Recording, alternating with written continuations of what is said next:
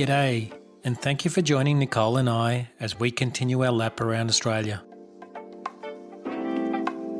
The next part of our journey took us from the Swan Valley region on the northeastern outskirts of Perth, through the Wheatbelt towns and out to the popular and not so popular Granite Outcrops. But first, coffee. Our first stop was Yahava Coffee Works.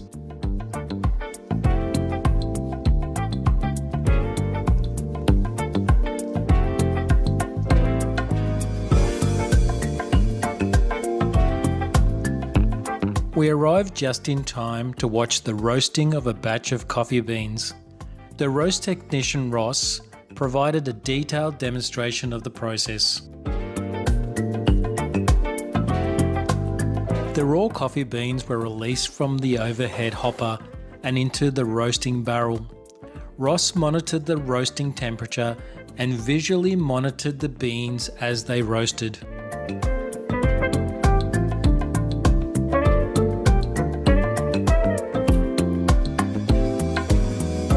With the roasting process over, the coffee beans were discharged into the cooling pan. The coffee beans crackled and popped as they blended and swept around the cooling pan.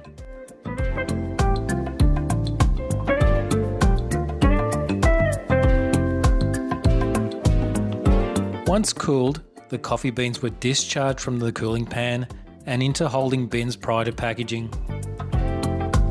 The coffee was amazing, and so too the cronut, which is a pastry that combines the buttery layers of a croissant with the shape and icing of a donut.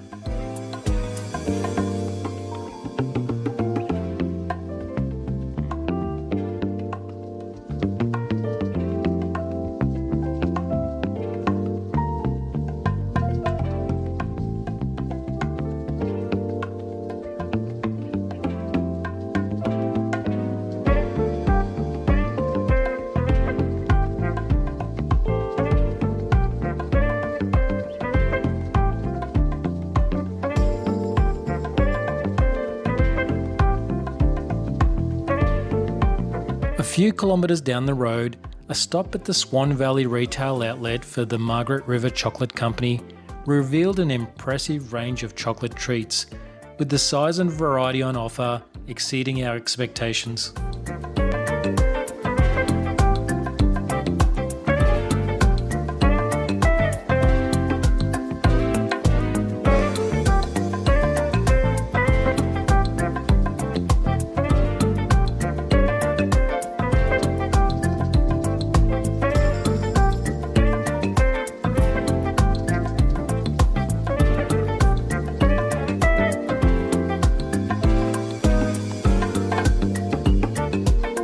Immediately adjacent to the Margaret River Chocolate Company was Providore, an outlet for Coward and Black, providing premium olive and wine tastings and a wide variety of artisanal preserves and chocolate liquors.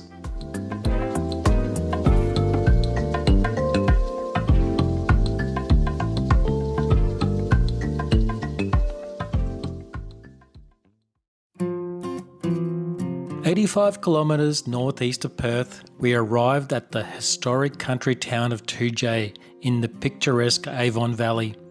Toodyay is known for its colonial architecture and rich bushranger history.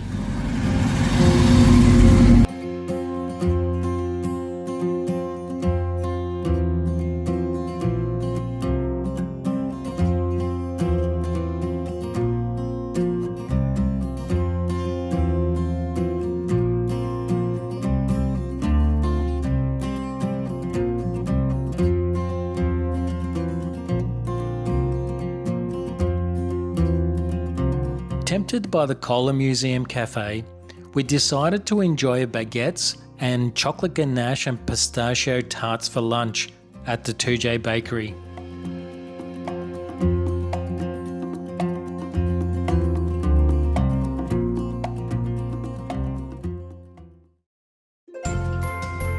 Western Australia's largest Christmas store is Christmas 360 in Toodyay. It's a festive wonderland with thousands of decorations, lights, trees and collectibles to choose from.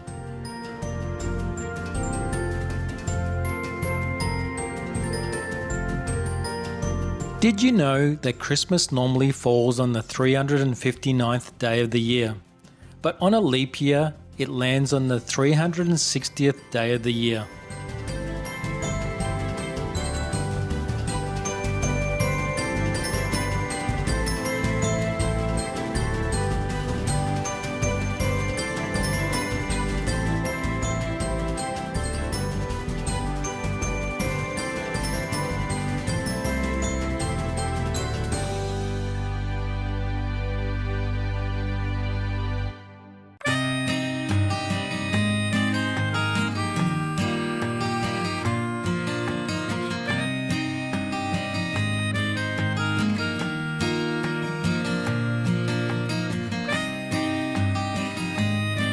"60 kilometres southeast of Toodyay is Western Australia's oldest inland town of York.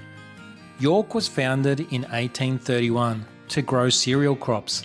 It's known for its rich colonial history and well-preserved Victorian and Federation architecture. As it's only 1.5 hours from Perth, many tourists visit York for its heritage charm, motor museum, cafes and hotels.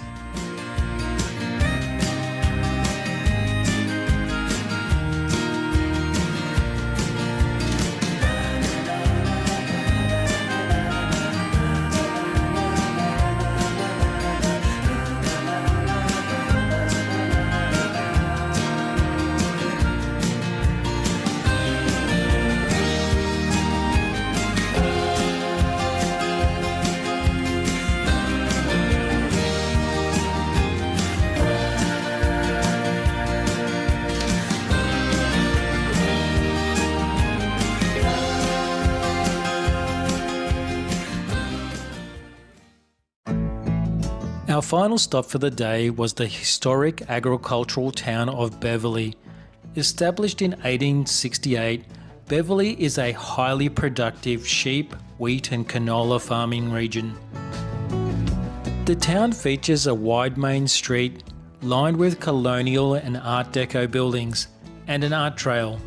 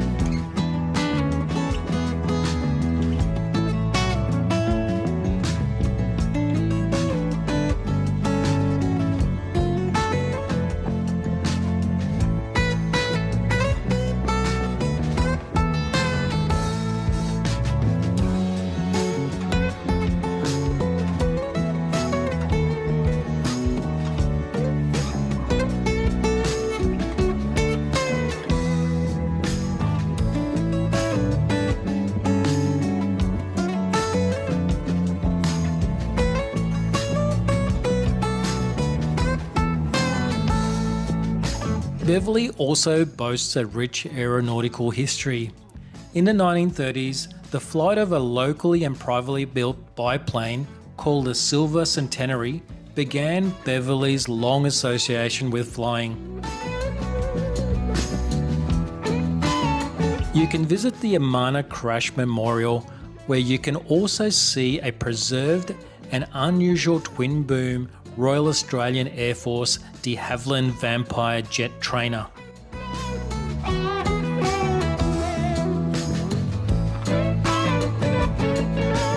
Beverley also hosts an annual air show.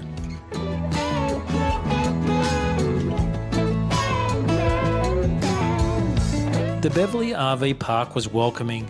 However, we had to move to a new site once we saw the beehive above us.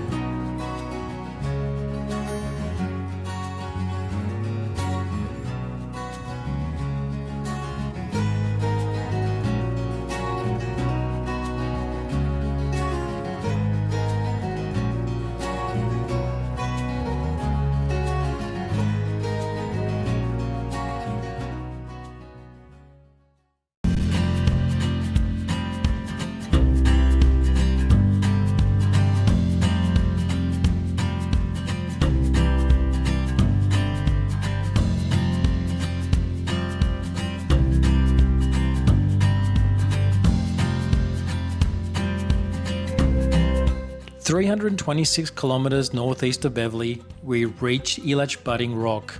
This massive granite monolith is often described as the crowd-free alternative to the wave rock in Hyden.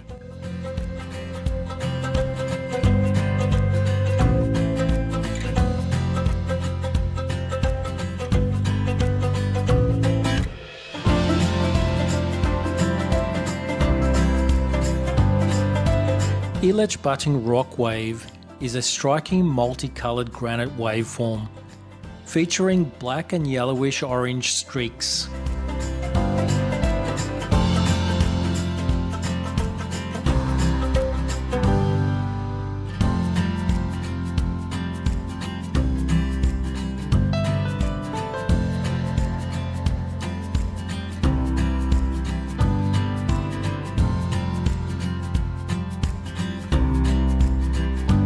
A short walk through the bush is Monty's Pass. This 30-metre long natural tunnel was created by an ancient rock slide. The tunnel narrows in sections, but is not too difficult to walk end to end, if you don't mind the snakes and the spiders that could be lurking inside.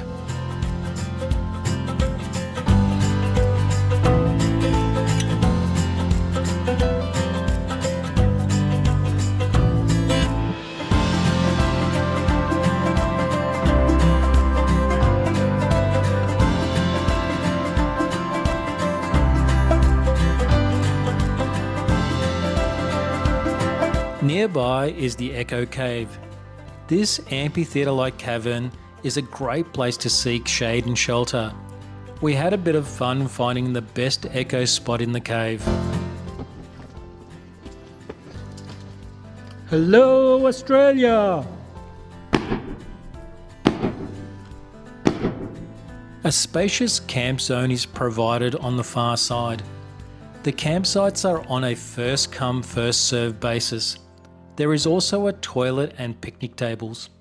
While a four-wheel drive vehicle is recommended, we had no issues getting to the campsites and walking trails.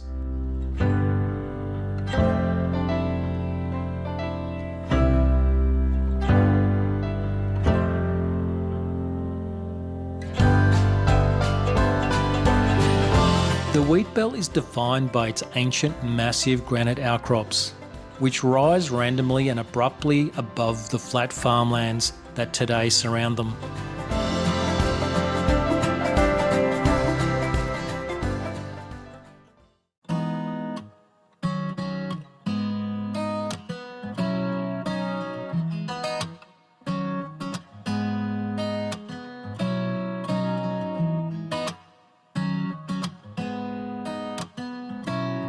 Continuing 17 kilometres on the red dirt road, we arrived at Berringbooting Rock, another massive 18-acre granite outcrop.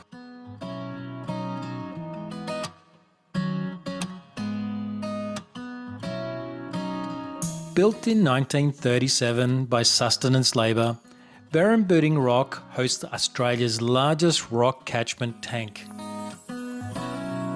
A low-height wall was built around the rock perimeter to guide the rainwater to an aqueduct that channels the rainwater into a 10 million litre water tank. This water is used for local agriculture and firefighting purposes.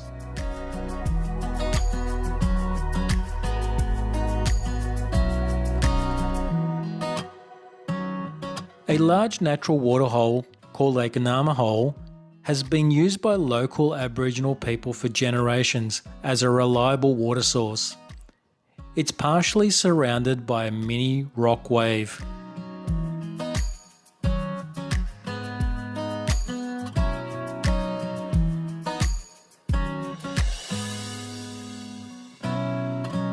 Nearby are two large precariously balancing boulders on the granite slopes.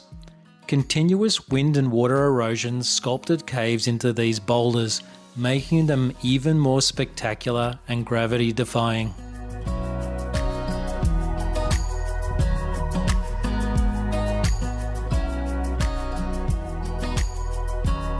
The summit is the Cairn.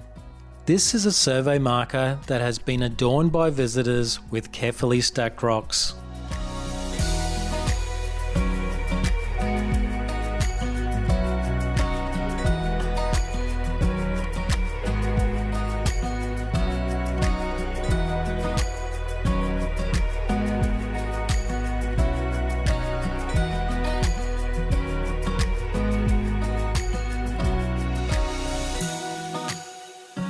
Camping near the water tank is free and is also on a first come first served basis.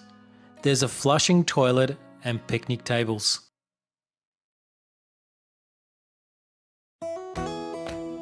Our destination was Wave Rock in Hyden, stopping in the towns of Muckingbudden and Merredin along the way.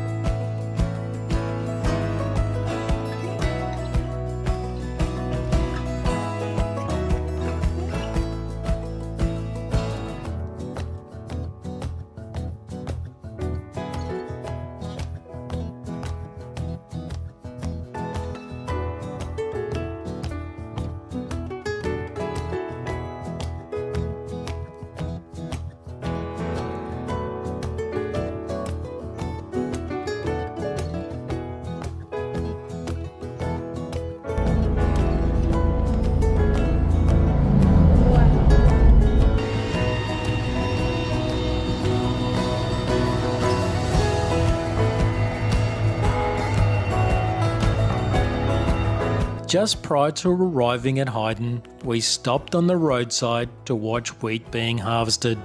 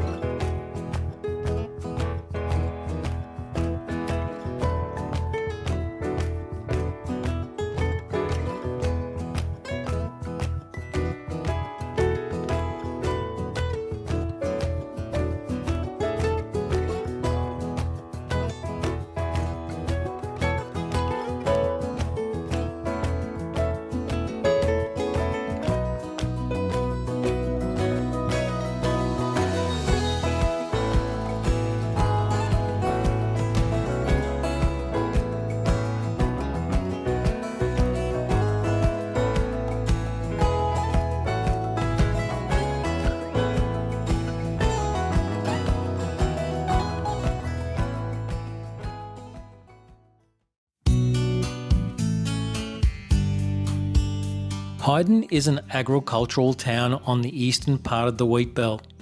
As well as agriculture, the community has a strong focus on tourism due to the Wave Rock.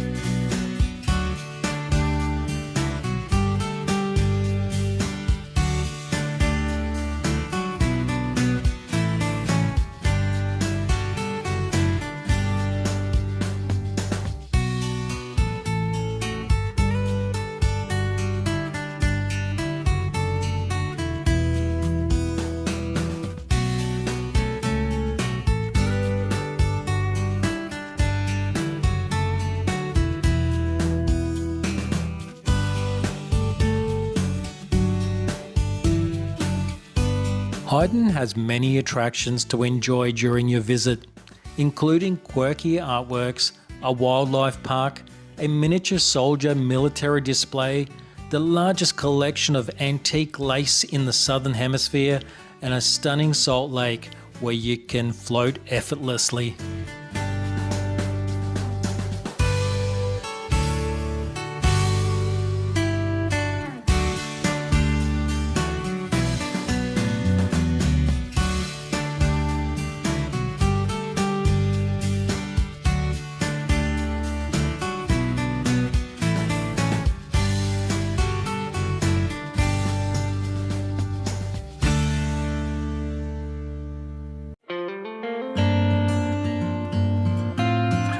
A short walk from the Wave Rock Caravan Park, we started the walking trail to the infamous Wave Rock.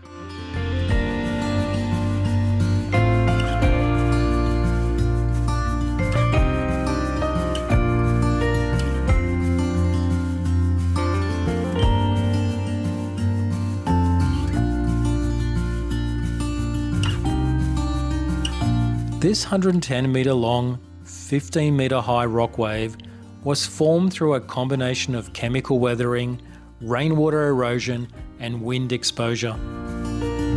Water collected at the base of the granite, weakening the lower section over time, while the hard rock above resisted erosion. As the softer material eroded away, the distinct curve overhang emerged, creating the wave-like shape we see here today. Over many years, rainwater running down the rock face dissolves and leaches chemical deposits from the granite, primarily iron hydroxides and carbonates. Lichens and algae then combine with the washed out minerals, painting a natural masterpiece of the brilliant vertical stripes.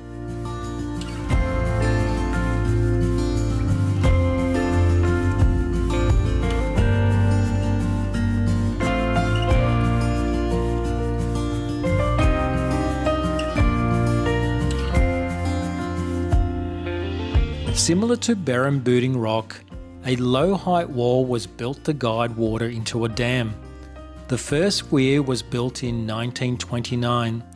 The catchment system and dam was significantly expanded in 1951 and now holds about 5 million litres.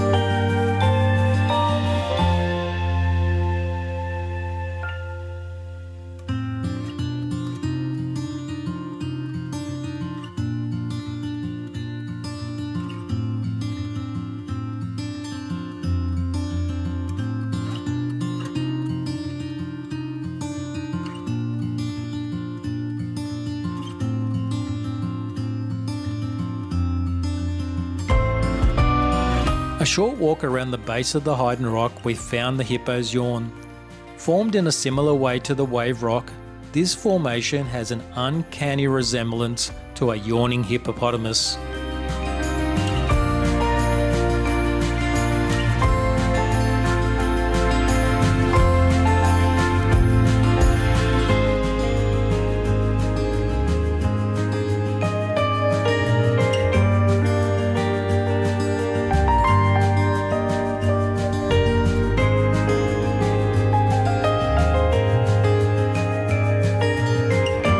Join us on the next episode as we continue our adventures back towards Perth.